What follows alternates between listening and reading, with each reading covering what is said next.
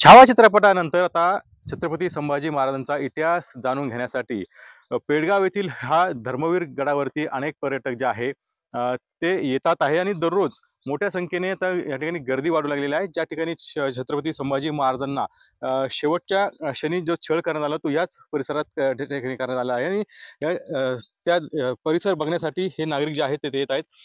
काय सांगा तुम्ही या ठिकाणी आलेला आहात आणि काय बघितलं आहे? नमस्कार, माझं नाव नितीन साळवे. दौंड येथून आलेलो आहे आम्ही सर्वजण. मुळातच ही पावनभूमी आपल्या संभाजी महाराजांच्या शेवटच्या काही दिवसांमधली खूप विचित्र त्यांना वेदना झाल्या. औरंगजेबाने खूप काही छळ करून या ठिकाणी 15 दिवसांचा त्यांचा छळ करून त्यांच्या मागण्या पूर्ण होत नसल्याने डोळे काढले वगैरे आपण हे ऐकलंच आहे. त्या छावा चित्रपटाने ह्या सगळ्या आठवणींना उजाळा करून दिलाय. तरुणांना तर माझं सांगणं राहील, आमच्या सर्वच मित्रमंडळींना, आपण फक्त नाचून जयंत्या साजऱ्या करतो, आपल्या महाराजांविषयी आदर व्यक्त करतो, हे वाचून झालं तर अधिक प्रेरणादायी ठरेल. आणि आपले महाराज हे डोक्यात आले पाहिजेत आपल्या. या सगळ्या जागेवर आल्यावर असं पूर्ण अंग शहारलं जातं.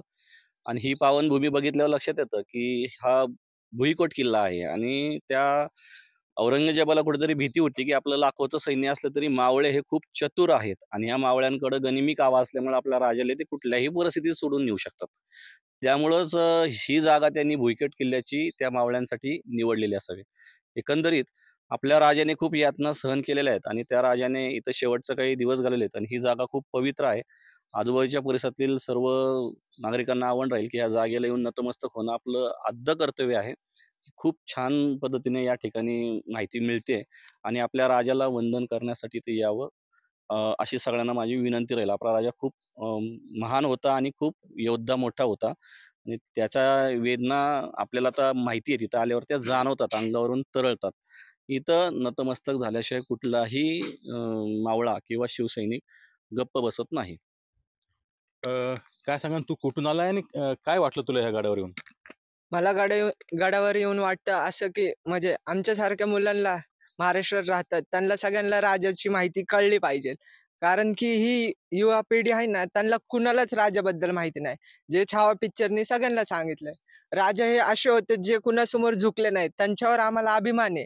कारण की त्यांनी इतकं केलं जे कुठलाच राजा करू शकत नाही, असं मला वाटतं. थँक माझं नाव शार्दूल राहुल बारगीर. काय सांगा ना, परिसर बघितलेला आहे. काय वाटलं नेमकं तुम्हाला? तसं तर मी पहिल्यांदाच आलेलो आहे इथे धर्मवीर गडावर. हा पेडगाव जवळील धर्मवीर गड हे राजांच्या मृत्यूंच्या आधी काही दिवस इथे ठेवण्यात आलेल्या राजांना. त्या आधीचा राजांवर छळ केला जात होता इथे. तर औरंगजेबाने इथे त्यांना बंदी करून ठेवलं होतं खूप काही दिवस. मृत्यूच्या आधीचे काळ त्यांचा. पण राजा काही झुकलाच नाही. राजांचं एकच म्हणणं होतं, मेले तरी चालेल पण झुकणार नाही. नक्कीच आणखीन काही पर्यटक आहेत. काय वाटलं तुला हा गड बघून सगळं? मी दौंड तालुक्यातून गारमधून आले. माझं नाव ऋतुजा नलावडे. सर्वप्रथम माझ्या राजांना मानाचा मुजरा. मला इथं येऊन खूप छान वाटलं आणि नवीन-नवीन काही माहिती बघावीशी वाटली आणि नवीन-नवीन काही जाणून घ्यायला भेटलं. काय? माझे नाव किशोर आवटे आहे. मी आणीदूरून आलेलो आहे. आत्ताच प्रदर्शित झालेल्या छावा चित्रपटाबद्दल राजांना किती हे झालेलं आहे. राजांचे हाल किती झालेत किंवा का राजांना काय आत्महत्या झाल्या असतील इथं आल्यावर आपल्याला कळतंय. त्यासाठी राजांनी किती सहन केले किंवा राजांच्या जे सोबत होते त्यांचे मित्र कवी कलश त्यांना पण किती आत्मसहन झाले ते आपल्या ह्या माध्यमातून कळते. एवढं ही कुठून आलाय तुम्ही आणि काय नेमकं या परिसरात तुम्हाला जाणवलं? मी नांदेड जिल्ह्यातून आलो आहे. जी की मराठवाड्याची राजधानी आमची छत्रपती संभाजीनगर या नावाने आता ती हे झालेली आहे. आणि एक इतिहासामध्ये एक प्रचलित म्हण आहे, "वेड पांघरून पेडगावला जाणे." तो हाच पेडगाव जे गाव आपल्याला इतिहास प्रचलित झालेलं होतं. इथे एक धर्मवीर संभाजी राजांचा जे इथे इथे आणून 15 दिवस त्यांना जे यातना आणि ज्याचा नर-पिशाच म्हणून असं तुम्ही म्हणलं तरी काही हरकत नाही. अशा प्रकारे औरंगजेबाने जो काही छळ केलेला आहे, हीच ती जागा आहे आणि या जागेवर जेव्हा इथं आम्ही आलोय, एक 450 किलोमीटर जवळपास आहे सर इथून येण्याच्या. तर हे इथं आल्याच्या नंतर आम्हाला आमचं पूर्ण देह जसं आम्ही इथं आल्याच्या स्तंभाला बघितल्याच्यानंतर हे आमचं पूर्ण नतमस्तक झालेलं आहे. आणि यामुळे पूर्ण देह बलिदानाची जी शौर्यगाथा महाराजांनी या पूर्ण आपल्या महाराष्ट्राला दिलेली आहे, जनतेला दिलेली आहे, हे त्यांचं देह बलिदान कोणीच विसरून जाऊ नये आणि याला पूर्ण उजाळा देण्याचं काम हे प्रत्येकानं आपल्या केलेलं पाहिजे.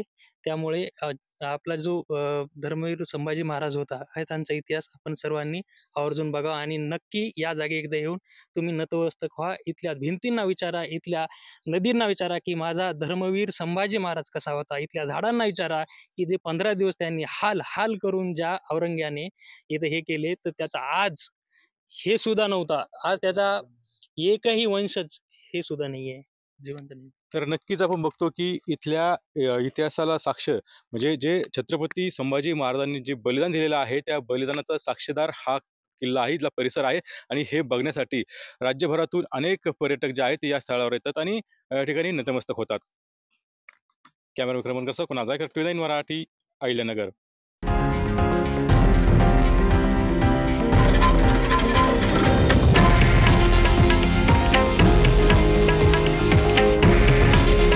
हे आहे देशातील नंबर 1 न्यूज नेटवर्क आणि आपण पाहत आहात TV9 मराठी. काळजी तुमची, हित महाराष्ट्राचं.